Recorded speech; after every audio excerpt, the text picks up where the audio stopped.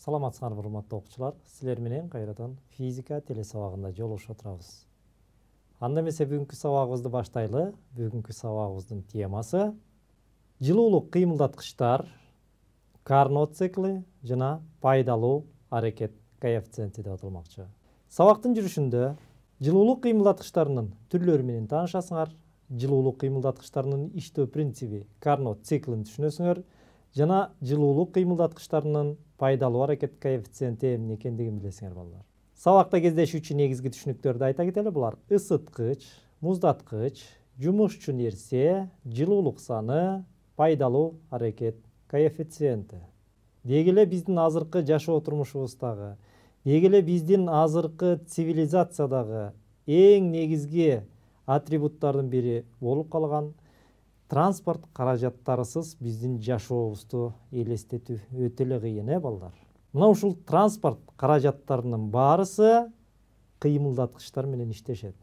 Ал эми ошол кыймылдаткычтардын көпчүлүк бөлүгү жылуулук кыймылдаткычтар болуп саналат экен, балдар. Биз силер менен ушул жылуулук кыймылдаткычтары деген эмне?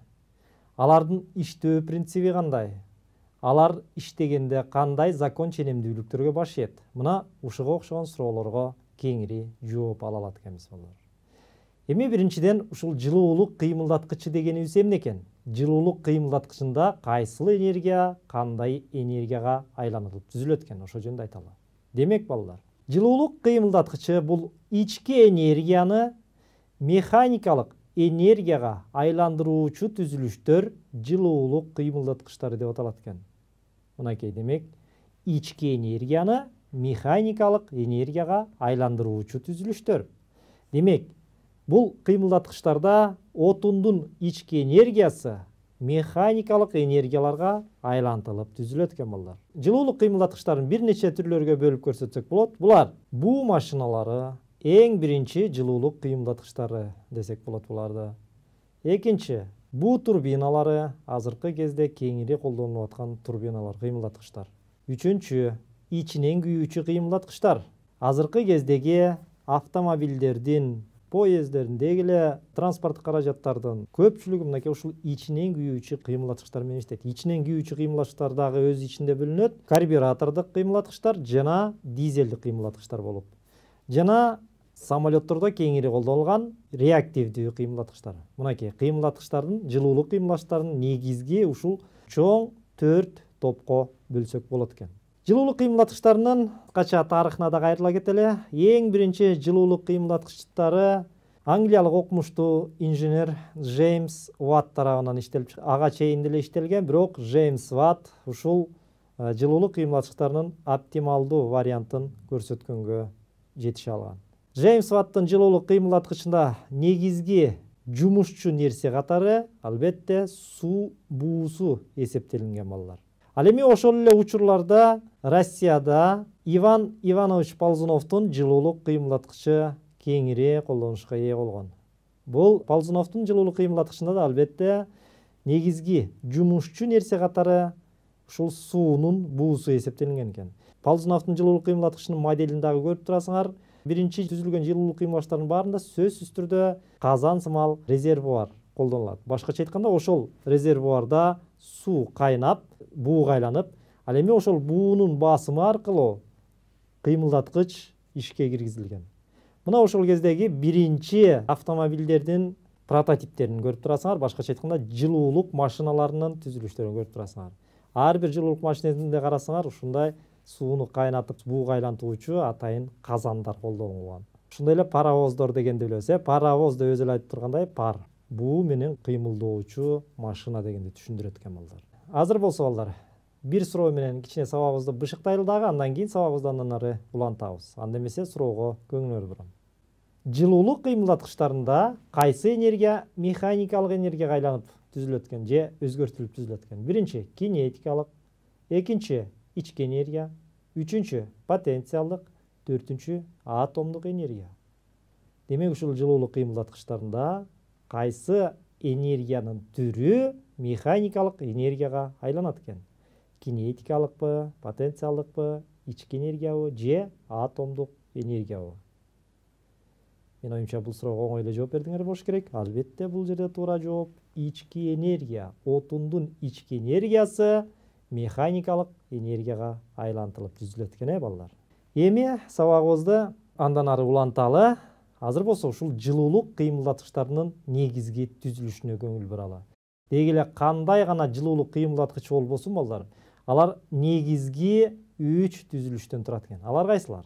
Эң биринчи эле ушул кыймылдаткычты ишке киргизет турган жумушчу нерседен турат. Жумушчу нерсе катары ар кандай зат эсептелиниши мүмкүн. Бул мисалы өтө ысытылган буу же болбосо газ абалындагы күйүүчү аралашма. Мисалы ичинен күйүүчү кыймылдаткычтарда мына ушул газ абалындагы күйүүчү аралашма колдонулат. Булар бензин, керосиндин аба менен аралашмасы. Ошолор күйүп, ошол күйгөндөгү газ абалындагы күйүүчү аралашманын ички энергиясы поршендерди кыймылдатып, ал поршендердин кыймылдоосунун натыйжасында албетте автомобиль кыймылга келет. Механикалык энергияга айланат экен. Эң негизги нерсеси албетте ушул жумушчу нерсе экен. Экинчиден, сөзсүз түрдө ошол жумушчу нерсеге сырттан жылуулук берүүчү сөзсүз түрдө ысыткыч керек. Isıtkычтан жылуулукту алып, ошол жумушчу нерсе кеңейип же кысылып жумуш аткарат. Ошо жумуш аткаруунун натыйжасында механикалык жумуш аткарылат экен. Жана албетте иштетилген газдын же болбосо иштетилген жумушчу нерсенин кандайдыр бир бөлүгү муздаткычка берилет. Жумушчу нерсе ысыткычка жумуш аткаранга чейин Т1 температурасына чейин ысыйт. Анан албетте берилген жылуулуктун бардыгы жумушка айланбайт. Анын кандайдыр бир бөлүгү айлана чөйрөнү ысытууга кетет дагы Т2 температурасына чейин муздайт экен жумушчу нерсе. Мынакей. Демек, жумуш аткаруу менен иштетилген буу же газдын жылуулугу муздаткычка берилип, Т2 температурасына чейин муздайт экен. Мынакей. Демек, каалагандай жылуулук кыймылдаткычтарынын эң негизги түзүлүштөрү мына ушундай 3 түзүлүштөн турат экен дагы. Иштөө принциби ушуга негизделген экен. Демек, ысыткычтан жылуулук алып, жумушчу нерсе жумуш аткарат дагы, кандайдыр бир бөлүгүн жылуулуктун ал муздаткычка берет экен. Мына ушул принципте биз азыр бир цилиндрлүү ичинен күйүүчү кыймылдаткычтын иштөө принцибине көңүл бөлөлү. Бул жерде силер көрүп тургандай 4 тактылуу иш жүргүзүлөт экен. Клапандарды көрүп турасыңар. Биринчи клапан ошол аралашманы киргизгендеги ачылган клапан ачылып, аралашма кирет дагы. Ушул бензиндин же болбосо керосиндин аба менен аралашмасы кирет. Андан кийин экинчи тактта ал аралашма кысылат. Үчүнчү тактта ошол кысылган аралашма дүртетип күйөт дагы, кескин түрдө ал жерде температуранын жогорулашы менен басым да жогорулайт. Ал поршенди төмөнгөсдөй түртөт. Жана 4-чү тактта ошол иштетилген газ кайра экинчи клапан аркылуу сыртка чыгарылат экен. Демек, мынакей ушул 4 тактыны тең биз карай турган болсок, биринчи тактысы бул киргизүү, башкача айтканда ошол аралашманы киргизүү цилиндрдин ичине. Экинчи тактта ошол аралашманы же болбосо жумушчу нерсени кысуу иши жүргүзүлөт. Үчүнчү такт жумушчу жүрүш, башкача айтканда ошол кысылган отун күйгүзгөндө ал чоң температурага ээ болуп, чоң басымга ээ болуп, жумушчу жүрүштү аткарат. Башкача айтканда поршенди төмөнгөсдөй түртөт. Жана 4-чү тактта болсо иштетилген отундун түтүнү экинчи клапан аркылуу кайра сыртка чыгарылат экен, балдар. Мына ушундай жол менен, балдар, демек бардык жылуулук кыймылдаткычтары иштейт экен. Азыр болсо, балдар, кичине ушул жылуулук кыймылдаткычтарынын түрлөрүн, түзүлүшүн көрсөткөн кичине анимациялык видео тасма бар эле, ошону көрөлү дагы. Андан кийин сабагыбызды андан ары улантабыз.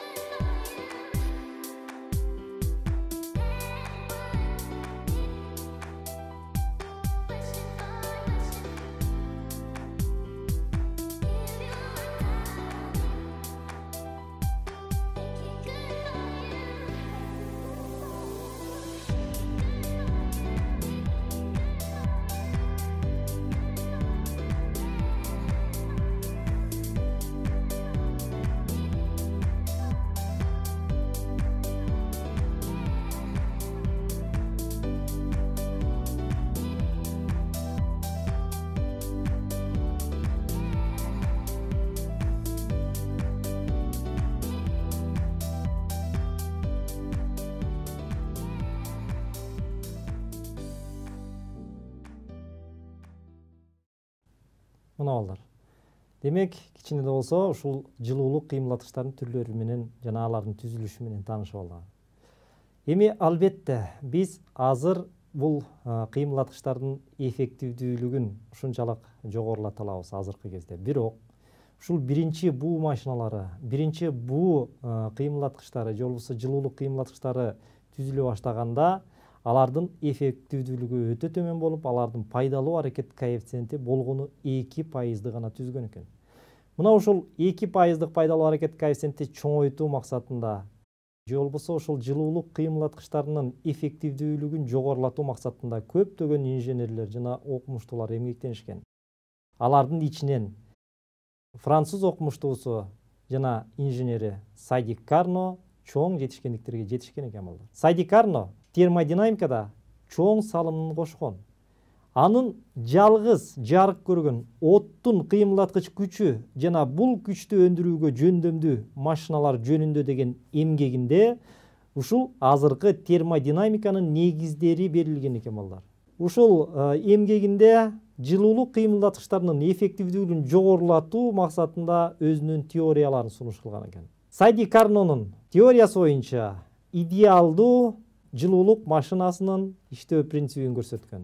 Албетте, идеалдуу жылуулук машинасынын иштөө принциби азыркы реалдык машиналарга караганда идеалдуу жылуулук машинасында мисалы поршендердин сүрүлүүсү жокко эсе, ошондой эле ал жерде жумушчу нерсе катары идеалдык газ эсептелинет. Карно циклы менен берилген теория аркылуу азыркы кездеги жылуулук кыймылдаткычтарынын эффективдүүлүгүн бир кыйла жогорулатууга мүмкүнчүлүк түзүлдү. Эми ушул Карно циклын карап көрөлү, же болбосо идеалдык жылуулук машинасынын иштөө циклы кандай жүрөт экен. Мынакей басым жана көлөм координатасында биз ушул идеалдык жылуулук кыймылдаткычынын иштөө циклын карап көрөлү. Бул идеалдык газ камтылган поршендүү кыймылдаткычты элестетели. Эгерде ошол поршенди астына газды ысыта баштасак, же болбосо сырттан жылуулук бере баштасак, жана анын жумушу изотермалык процесс менен аткарылат дейт турган болсок, башкача айтканда, бул жерде ушул поршендин жылышы изотермалык кеңейүүгө баш ийет дейли. Анда силер көрүп тургандай 1-ден 2-ге чейин поршен изотермалык кеңейүү абалында жогору көздөй жылып атат. Андан кийин экинчи процесс адиабаттык кеңейүү, же болбосо андан ары сырттан жылуулук берилбестен жана сыртка жылуулук бербестен жылуулук алмашуу жок учурунда адиабаттык кеңейүүдө жүрөт экен. Башкача айтканда бул процесс 2-ден 3-ке чейинки сызыкты көрүп атасыңар. Бул адиабата сызыгы деп аталат. Андан кийинки процесс кайра тескерисинче изотермалык кысылуу, же болбосо температура турактуу кезинде ошол цилиндрдеги идеалдык газдын ички энергиясынын эсебинен жумуш аткарылат. Изотермалык кысылуунун натыйжасында анын ички энергиясы жогорулайт экен. Мынакей силер көрүп атасыңар. Демек 3-төн 4-кө чейинки сызык бул изотермалык кысылуу, же болбосо изотерма сызыгы, жана 4-төн 1-ге чейин кайрадан адиабаттык кысылуу. Башкача айтканда, Карно циклы боюнча балдар, бул процесс кайталануучу процесс болот. Кайталануучу жана кайталанбоочу процесс боюнча биз мурунку сабакта кеңири сөз кылдык эле. Демек, идеалдык машиналарда албетте бул кайталануучу процесс. Демек, дагы бир кайталай кетели. 1-ден 2-ге чейин газ изотермалык кеңейет. Изотермалык деген температура турактуу кезинде ысыткычтын температурасы Т1, муздаткычтын температурасы Т2 деп ала турган болсок, анда изотермалык кеңейүүдө бул температуралар өзгөрбөйт. А ички энергиянын өзгөрүшү жумуш аткарып атат. Демек, бул жерде берилген жылуулуктун баарысы жумуш аткарууга кетет деген түшүндүрөт. Мынакей Карно циклы ушундай болгон туюк циклды берет экен, дагы идеалдык машиналар үчүн чыгарылган цикл экен. Мындай циклда иштеген жылуулук машиналарын, же болбосо жылуулук кыймылдаткычтарынын пайдалуу аракет коэффициенти өтө жогору болот дагы, анын иштөө эффективдүүлүгү дагы өтө жогору болот экен. Мына ушул жерде биз пайдалуу аракет коэффициенти деген түшүнүккө келип атабыз. Ал эми пайдалуу аракет коэффициенти дегенибиз эмне экен балдар? Же кыскача ПАК деп коебуз. Демек, пайдалуу аракет коэффициенти бул энергиянын берилишиндеги жана өзгөртүп түзүлүшүндөгү системанын, же болбосо түзүлүштүн же машинанын эффективдүүлүгүнүн мүнөздөмөсү экен. Ал система тарабынан аткарылган пайдалуу жумуштун системага берилген жалпы энергиясына болгон катышына барабар экен. Анын математикалык түрдө жазылышы eta деген грек тамгасы менен белгиленет дагы. Мында пайдалуу жумушту биз Q1 минус Q2 десек, Q1 бул жерде толук жалпы берилген жылуулук саны же болбосо энергия. Ал эми Q2 ошол энергиянын бөлүгү аткарган пайдалуу жумуш. Же болбосо ошо Q2 пайдалуу аткарылган жумуштун энергиясы. Анда математикалык жазылыштагы формасы eta барабар A пайдалуу бөлүнгөн Q1 болот экен. Мында A пайдалуунун ордуна койсок, Q1 минус Q2 бөлүнгөн Q1. Жана биз жогоруда эле айтып кеткендей, идеалдык машинанын же болбосо идеалдык жылуулук кыймылдаткычынын пайдалуу аракет коэффициенти eta барабар T1 кемитилген T2 бөлүнгөн T1 деген формула менен аныкталат экен балдар.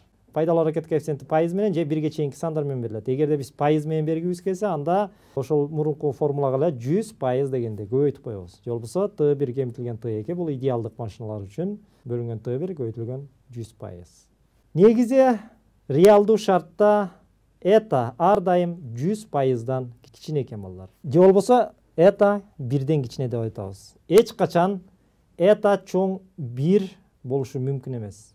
Анткени эгерде eta чоң же болбосо пайдалуу аракет коэффициентибиз 1ден чоң же 100%дан чоң болбосо, анда бул мындай кыймылдаткычтар түбөлүк кыймылдаткычтар деп аталып калат. Түбөлүк кыймылдаткычтар эмне экендигин биз кийинки сабакта кеңири сөз кылабыз. Азыр болсо ошол кээ бир кыймылдаткычтардын азыркы кездеги көрсөткөн эффективдүүлүгүнүн пайдалуу аракет коэффициенттерин карап көрөлү. Мисалы, буу турбиналары азыркы кезде 25%га чейинки пайдалуу аракет коэффициенти берет экен.